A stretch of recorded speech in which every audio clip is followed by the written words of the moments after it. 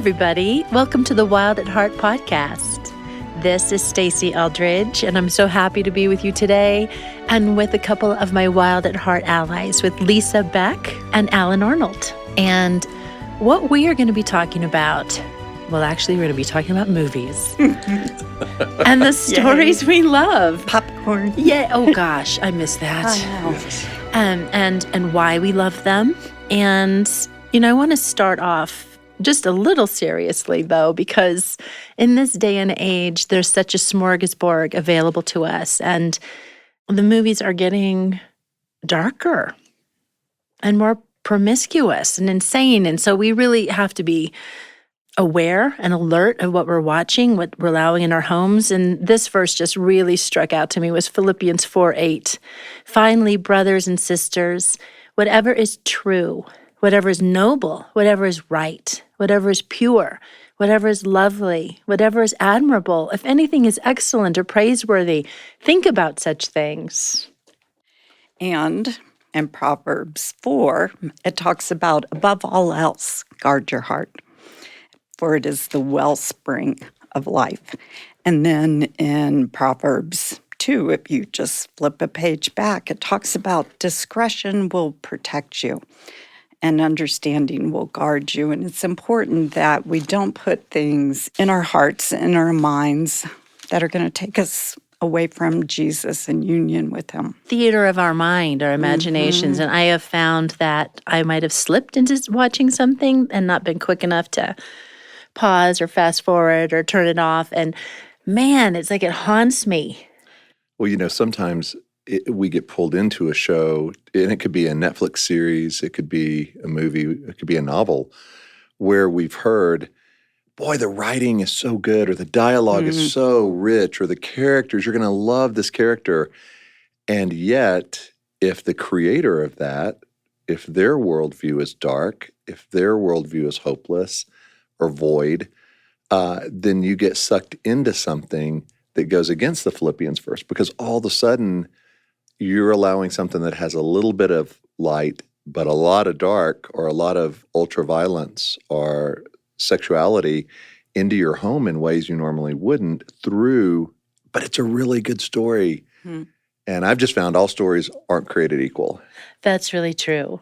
So we're going to give you some great ideas, stories and movies that have moved us. And I will confess right away that for me to love a movie, it has to have a happy ending. It has to have a happy ending. Well, yes. I don't mind if somebody dies. I mean, okay, I might cry. I'm sad that it doesn't Not mean if it's a bad guy. Oh, bad guys, that's bad the guys, best. yes. Yeah, I cheer for that. But a lot of postmodern films will just kill somebody off for no reason. Right. And I don't like that. Or to be artistic. Or to be morally relative. Yes. No. Happy ending. Riding off into a beautiful sunset. And Stacey, why is a happy ending? You want that, and you know intuitively that's what it should be, but why? Oh, because that is our story. It's ours. We have a happy ending, and we have to hold on to that in the midst of the travail and the trials and the danger that we are walking through and living in at various times in our life. It's not a smooth ride, but when we know the end of our story, it gives us the hope and the strength to press on and continue on. And so I think that's why I'm drawn to certain stories, is because I love true stories. yes. So when someone takes a person's history and turns it into a movie, I love that. I especially love it if I've read the book, or if it's somebody I know. Not know, I mean, you know what I mean, but someone I know about, I know of. I love those movies, so I'm really drawn to true stories. You just made me think of Seabiscuit. Yes, Seabiscuit. Oh, it's so good. Because in Seabiscuit, you have the happy ending. Yes. But you have the struggle Yes. along the way. And I can relate to that. I can relate to, yes, the odds were stacked against not only the horse, not only this Right. little horse, but also the people involved, the trainer, the jockey, the owner. Exactly. Yes. And so it's very encouraging to me to see, yes, they pressed through, they talked about it, they did what they had to do, and there was a happy ending. Yes. Now I want to go and watch it. I know. Did any of you see Lars and the Real Girl? Yes, pick me. No, Yes. I haven't. No. Oh, it's in your Should I? future. Oh, Okay. definitely. Tell me why you like it, Alan. Lise. This is so fun. This is so fun to talk about our movies. So, but that wasn't a real story. No, it wasn't a real Okay. story. No. I love Lars and the Real Girl because, well, Ryan Gosling, and he's just cute and good at what he does. But it was a community rallying around somebody who was struggling and making his life possible to heal, Yes. impossible to be without judgment. They just joined in his struggle with Yes. him and for him. And I loved it. It was delightful. It is delightful, and it's so redemptive. Yes. Because of the community, and after you watch this movie, we're all going to want to move there. We all want to live in a community like this where people genuinely care in intangible ways. But the film is not only redemptive on his life, it's redemptive for the people around him. The messages of, I'm going to come for you, or you're struggling, but it's affecting me, and it's doing a transformational effect on me, even though it's hard. So that's one of my favorites. Okay, I'm going to throw you as a curveball on Yeah. a favorite. One of my favorites, top 3, would be Ratatouille from Pixar. Of course it is. And- Of course it is. And I didn't even see it when it was in the theater because I thought, like a movie of a rat that's a chef, like that's probably not going to change my world much. But then I watched it when my kids got to the age where they were going to, want to see it. And I was in tears and I was cheering. And it's the story, most probably listeners have seen it, but it's the story of this rat named Remy that dreams of becoming a great French chef. But of course, rats aren't allowed in In the kitchens, kitchen. much less to cook. And so his dream is threatened from the very beginning. And one of the biggest movers against him in the movie is Anton Ego is his name, and he's the critic. And so he's trying to shut down the restaurant that secretly Remy wants to work at. And I just wanted to read to you the last couple of sentences from the movie. It doesn't give away what happens in the movie, but just the beauty of what drew me to that movie and the theme of it. And so this is the critic, Anton Ego, and he's going through a transformation because he used to think you could only be a great chef if you were a certain type of person. And he says, in many ways, the work of a critic is easy. We risk very little, yet enjoy a position over those who offer up their work and themselves to our judgment. We thrive on negative criticism, which is fun to write and to read, but the bitter truth we critics must face is that in the grand scheme of things, the average piece of junk is probably more meaningful than our criticism designating it so. But there are times when a critic truly risks something, and that is the discovery and defense of the new. The world is often unkind to new talents, new creations. The new needs friends. And it's this beautiful truth in the midst of an animated show that I found my own heart rising to go, I can do more than I think, or the limitations really aren't there. And it was through a fun animated movie of a rat in a Paris kitchen. Yes. And it has a happy ending. And it does. The rat lives. Yes. Not in the soup. Yes. Yes. Oh my goodness. Okay, you just make me think of animated movies. Like, okay, Up. Up. I know. The first 7 minutes. In all of the characters. I mean, Yes. so again, a host, an ensemble of characters that represent different things. The Boy Scout, the older couple, the Kevin, the bird, the awkward bird, Yes. the dog. It's like they all bring a piece to that story. Yeah. that is encouraging. It's delightful. Mhm. Do you have another one that you've thought of? Along animated lines? Or no, anything. Oh, okay. Because I was thinking of Tangled, but that's really rough. Tangled is yeah. uncovering Yeah, the rough mother stuff, wound the mother and- wound. yeah. Yes. So maybe, maybe that doesn't go along. It's still good. Do you remember Fly Away Home? Oh, the one where the The little geese girl. and the little girl. Yes. And, yes. And so she's been reunited with her father after her mother has passed. Oh, And they find restoration in their relationship through these geese and on a joint mission to, that's so make good. sure. It was, and the music and the scenery, it's really beautiful. wow. And that also, the father coming in, The father speaking showing in up. to her life, inviting her to an adventure. Yes. Ooh, that's good. Yes, it's good. And her response and her struggle in that. Mm-hmm. Yeah, that's good. Okay, here's an oldie. Yes. Strictly Ballroom. Oh, that is. Okay, that's an old, quirky Australian film that you need to watch. And you also need to hang in there because it does start off pretty bizarre and you're going, what is going on?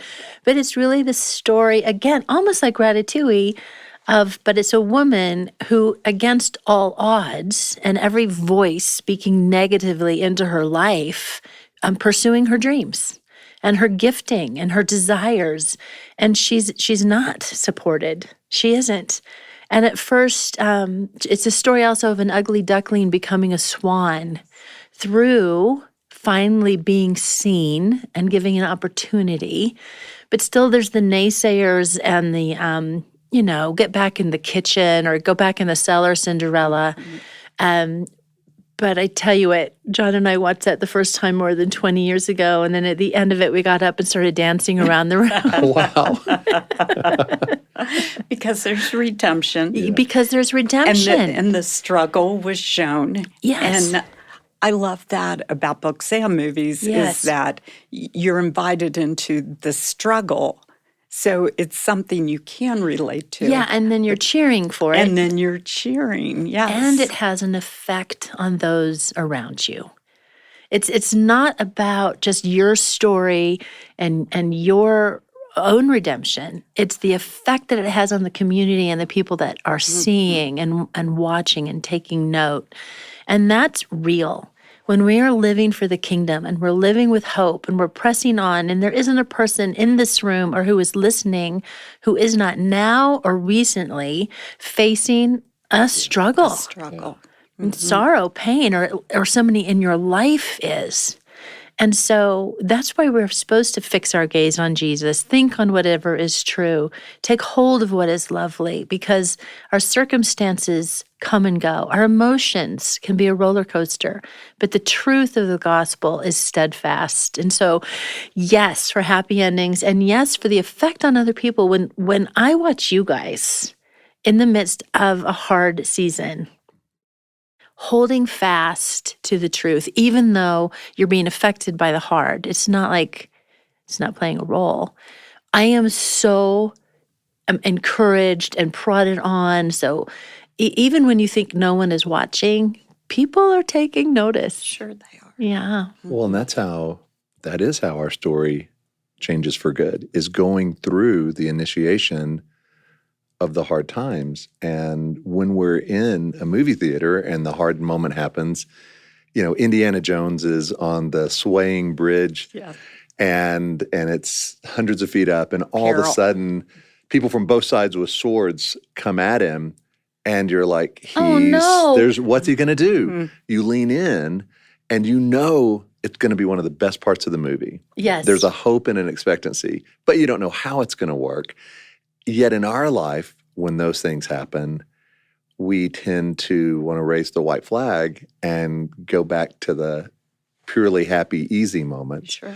And the problem with that is the reason we love certain movies, I think, is because of the journey of the character. Yes. And so that calls out in us and inspires us, I think, to go, yes, and in our own story, those hard moments are going to be the things that make us who God is inviting us Who to we be, not when we're sitting on the couch with a bag of potato chips. We're not going through much transformation usually Right, in the right way. right. It's not chips, it's Cheetos. I don't Come know on, what you're talking come about. Which is back to Seabiscuit, set during the Depression. Yes.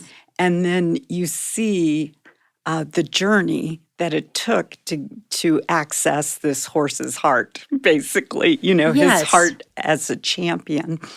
And it took several things. They tried several things, and you see it not working, and the discouragement that comes with Yes. that, but then the heart of pressing in and hoping for more. Yes. It's a redemption story. It is. It within, is. A horse, a racing horse.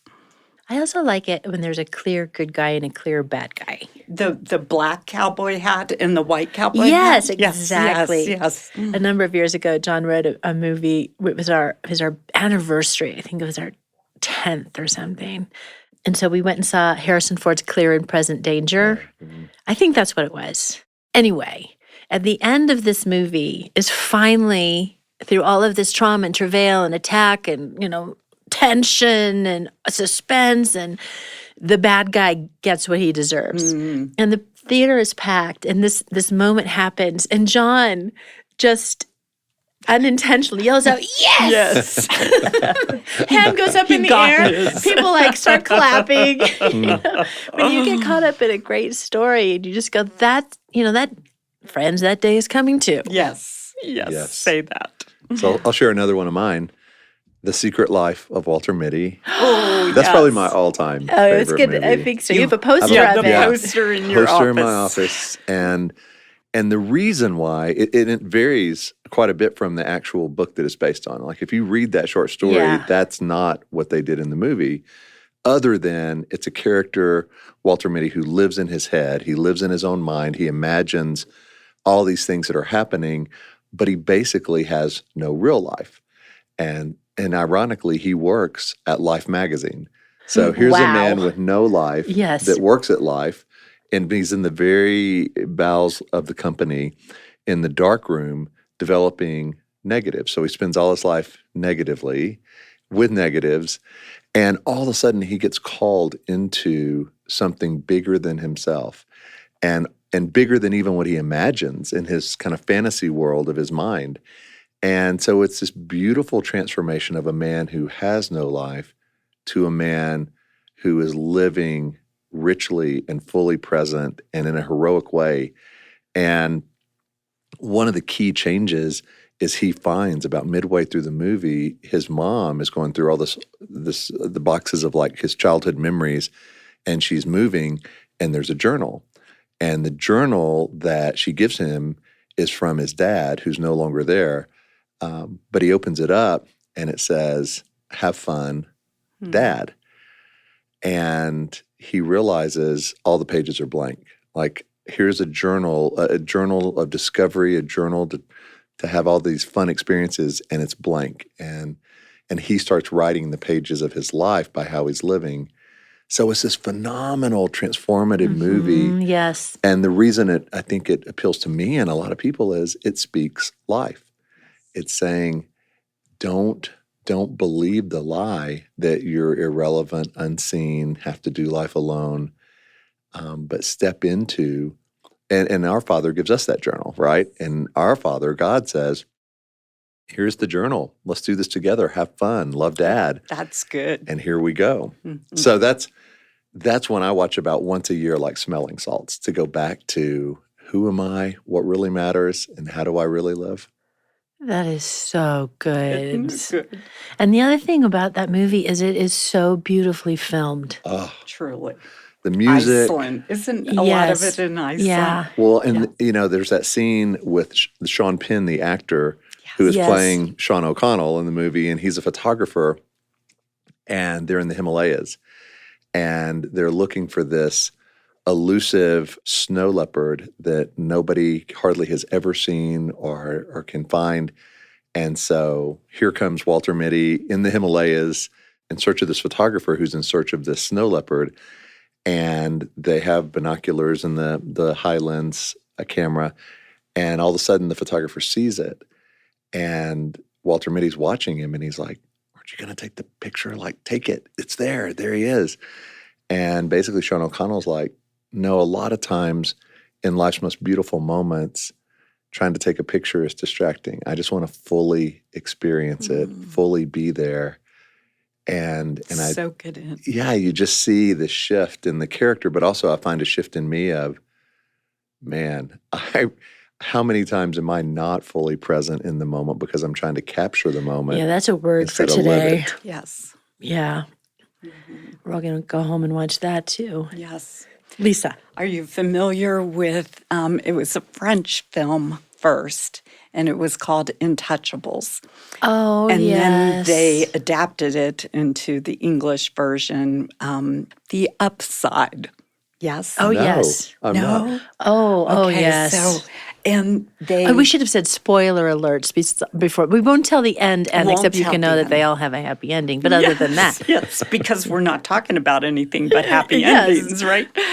But so the main character, or there's several again, yes. but a man who is a quadriplegic, and he hires, like the rat in the kitchen, he hires somebody that doesn't fit in that world to be a caretaker to him as a quadriplegic. And their relationship and how it builds and how they both grow by taking risk. It's a beautiful story. And I was a little worried because Kevin Hart plays the caregiver, and he's a comedian, and he can be raunchy. And I was thinking, oh man, they took this beautiful story and they're going to like comedy it up and ruin it. And it is really well done and beautiful. He's excellent in it's it. excellent. Yeah. Yeah, it's a beautiful story. And then, of course, I don't know about you, but anytime I read or watch a real story, I go back and I do the research and I find the books and I want to know more Yes. about these people. And they had a long time friendship in real life. What's the name of it again? The French version, which is totally worth watching if you are up do for subtitles. subtitles. Intouchable, which sounds weird, but the American or the English version is The Upside. The Upside. The Upside. Yeah, there we go. Okay, here's another one of my quirky movies. On a Clear Day. Oh, you remember that? Oh, yeah, British Yes. swimming. Yeah. Yes. It's actually Scottish.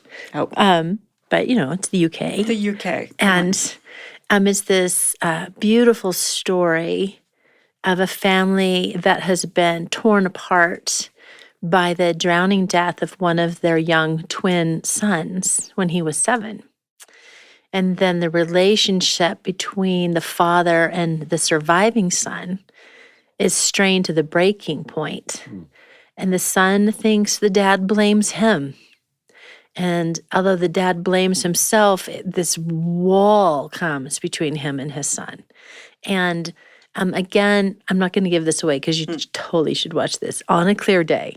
And it, of course, involves, again, community coming around this man and this family to support, to speak truth, coming alongside.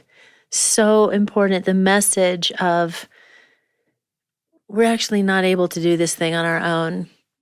And I am aware, even as I say that right now, that some of you listening are feeling like you are doing it on your own. Yeah. One of my favorite truths about Jesus is that we are never doing it on our own. The promise that he will never leave us or abandon us is one we hang on to, we stand on. And yet in that, we need people in our lives. And so I just want to encourage you to keep praying for them, ask for them. Don't isolate, don't quit, don't go, that hurt me, so I'm never going to try that again. We all do that. We recoil when we are wounded, but ask God to lead you to where to go and to bring those people into your life, people that will champion you and at the right time understand and hear your story and come alongside. That's how redemption works. Yes. And as we're talking about the different movies, if you're listening, you're probably picking up on a lot of the movies we're talking about aren't necessarily seen as, quote, Christian movies, meaning the company that made them wasn't an evangelistic company, and there wasn't scripture in the movie, and there wasn't an altar call or anything like that. And what I just am noticing is what draws me to a story isn't necessarily that it needs that, but that it needs to be true. It needs to reflect Yes. the trueness of how God made our world. So what is the movie's view of death, of life, of hope, of goodness? And so there's going to be some raw moments. There's going to be some, language and messiness, because that's how our life is. But just like our lives, everything isn't meant to be this nice lesson. Right. And Step by step. Step by step. And Right. You don't validate a beautiful picture by putting a verse at the bottom of it. right. Right. Like yes, Stacy. When you go into You hit a chord with that one. like when you go into Christian bookstores, and I am not knocking Christian bookstores, but when you go in, the art they almost always have, if they have art at all, always has a verse underneath. And you're like, why can't the beauty of the ocean or of a sunset or of a bowl of fruit on the table, why do we have to always try to justify art with a verse? Like, God is the creator, Yes. and art is beautiful without having to somehow put a label on it. And it speaks to you uniquely. So when a verse is assigned to it, they have already written that script for you, whereas it might evoke something totally different Yes. for you during different seasons. Back to Seabiscuit. Is that one of your favorite movies, Lisa? And I just watched it recently. Oh, there you go. So did I. Yeah. So what I was, different characters represent different things. There's not just one thing that you relate to or one character that you relate to. It's an opportunity, a creative opportunity for Jesus to weave something in to whatever you're experiencing in this season of life. Yeah. And I love that. I love that it's even done without the writers knowing or Right. Yeah, God is at work. Yes, God is telling his at story. work. Yes. Yes, always telling his story. The greatest story, right? They Yes. pull on the greatest story. Yes. There are themes. There are Even if they don't things. see the truth, Exactly. we have eyes to see. And so they may not even realize what they're At doing. all. Yes. Yeah, and you go, no, but you tapped into something beautiful and eternal Something here. bigger than yourself. Okay, I want to go back to Christian movies because two things I wanted to go Okay, back to. okay. One is I wanted to clarify that I have a beautiful painting in my room that has a scripture over it, and I absolutely love So it. bless that. Yes. yes. And then I'm 61 and all my stories are so old. Like when I was 12, I'm I went with to ya. the theater and saw a Billy Graham movie. Anybody? Billy Graham Oh, movies? yeah. And I went forward, accepted Christ in it. And then they discipled me from it for a while. And they're getting better. Like I would cringe at some of the Christian movies that were coming out So 20 like The years ago. Chosen? Hello.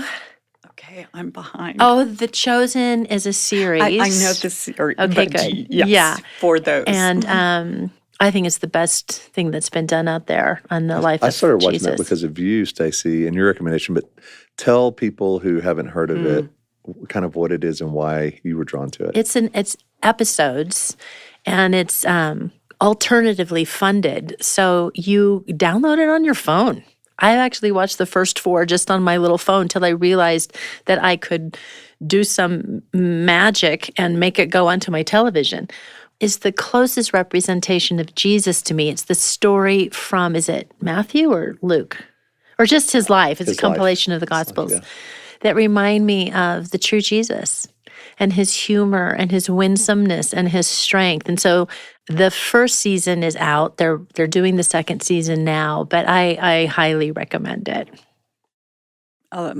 Christian movies, all the Narnia. Oh, Yes. And I really do think they were done beautifully. Every once in a while, when I need to know the fierceness of yes. Jesus, Oh, yes. Our in the Aslan. scene, yes, where he roars, he yes. comes out and he just roars. I got It's like chills. that's all I needed. I have chills just from you saying that. Mhm. It's powerful, and it's a powerful visual representation of his fierceness over us. Yes. And I every once in a while I need a good visual for that. Yeah. Every now and again, I need to watch the Lord of the Rings trilogy again. And I read them about every 5 years because I actually, again, I'm a woman that reads the book first before I see the movie. And then, sometimes I struggle with the director of the screenplay. So we actually did that with our children. Oh. They could not see the movie until they had read. So therefore, they had formulated different things in their head about what characters look like. And so they could see the comparison and learn to love the literature. Oh, that's so good. Let's just toss out other movies that we like. Groundhog Day. Yes. Why? Oh, my goodness.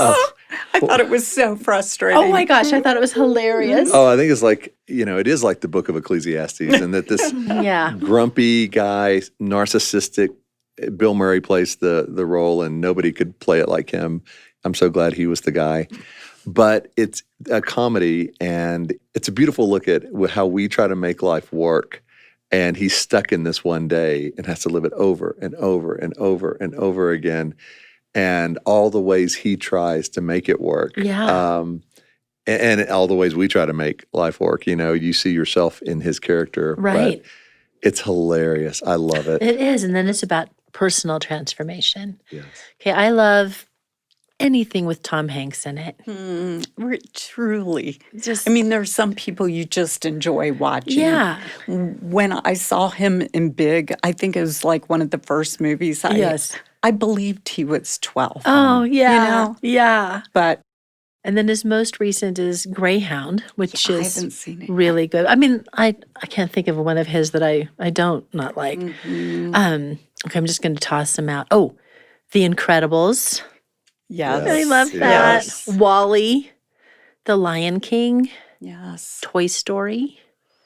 Especially the first one. Oh, yes. But So they were good. all, But they were all good. Talk about a series that did not disappoint in the sequels. It didn't. It didn't. And then 3, I watched Toy Story 3 right after I was a empty nester, so that slayed me. Yes.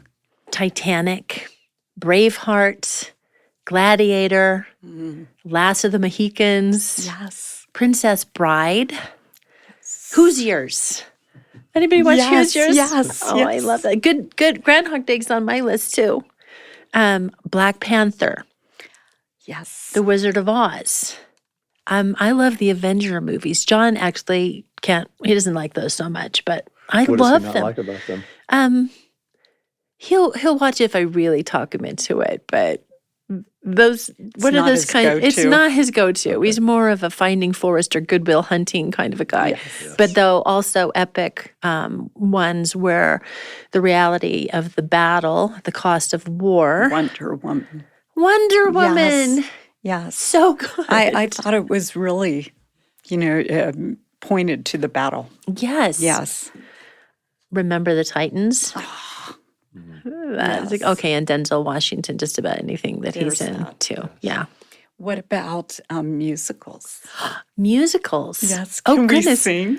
Are we going to do sing? Hamilton? I can't. Please. Hamilton. I got to take my shot, Yeah. I don't want to Oh, waste much. my goodness. What other musicals are you The thinking Greatest of? Showman. The Greatest Showman. Yes. So I like The Greatest Showman. Oh, so much. So much in that. So much in that. And again, a true story. I don't know how much, license they took. But based on a true But story. based on a Yeah. true story. Beautiful scenery and costumes and the music, but a picture of the church, a picture of that's what the church should be, inviting all the misfits. Oh, that's all right. of Yes. the people on That's the good. fringes. Yes. Yes, should be the church Oh. singing and dancing and I love that movie. I love that movie that too. movie and I have so the much. soundtrack. I went through a season where that was all that was it. playing. That was it. Oh my goodness. And then, of course, Les Mis, the ultimate yes. musical Yes. of redemption. The ultimate. It's like that story. I never get tired of watching it. And the ending, I'm not giving everybody No, seen everybody it, right? should know Les Mis, yeah. The picture of eternity and redemption yes. and everybody there as one singing. Yeah. See, Chills. redemption. It's Redemption. so Yes. vitally important that we Yes. keep telling ourselves these stories. I actually accomplished something big at the beginning of this summer. I read it. Wow. It's big and fat, you guys. It's the biggest, fattest book I've ever read. And no pictures. no pictures. No scratch and sniffs. No, nothing. come on. Okay, I admit it. I skipped some things. And my daughter-in-law, Susie, had read it. And it took her a long time to read it because she didn't skip things. I'm like, well, I skipped 100 pages about the sewers in Paris. But I read most of it. And then, I had the opportunity to see the musical live, and you just weep. Weep. But again, are you hearing the themes? It's good to laugh. The stories of redemption, the stories that speak to our deep Struggle. spirits of struggle and dreaming, of becoming, like not ignoring what's planted in your heart. The transformation that happens when we pursue. It's pursuing God, pursuing life, and the effect on those that are witnesses to our lives. And as you're listening to this, a great thing to do, I hope you're taking some notes on some of these movies. If you haven't seen the ones we're talking about, we would invite you to check them out. But more, what are the movies you're drawn to? And then ask yourself why. Like, why are these 2 or 3 my all-time favorites? What is that revealing, not just about the movie, but what is it revealing about my heart, my longings, my desires, what I hope for? I think that's the gold. Like, that's where you want to self-examine your own desires and don't try to make it too difficult or complex. Just go, what are my favorite movies and why? Why do I love them? Exactly. What do they speak to me? Why am I watching it over and over again? What are they telling me about the kingdom and about myself? Yeah. And sometimes I don't know. Sometimes I am drawn to something for a reason I don't really know. Yes. And so it is fun to kind of partner with God and say, what is it? What is my heart drawn to that my mind doesn't really get yet? So what movie are you guys going to go home and watch? I mean, this week. And then we're going to plan it right Yeah, there. I think I'm over- doing Walter Mitty. Yeah. Walter Mitty, definitely. Yeah. I'm going to watch The Upside. Oh, I'm good. intrigued. Yeah. Well, I think that's enough for today. Friends, bless you. This is just to remind you that actually our life is a story, and we are living in a beautiful one. So thanks for joining us again, and see you next week at the Wild at Heart podcast.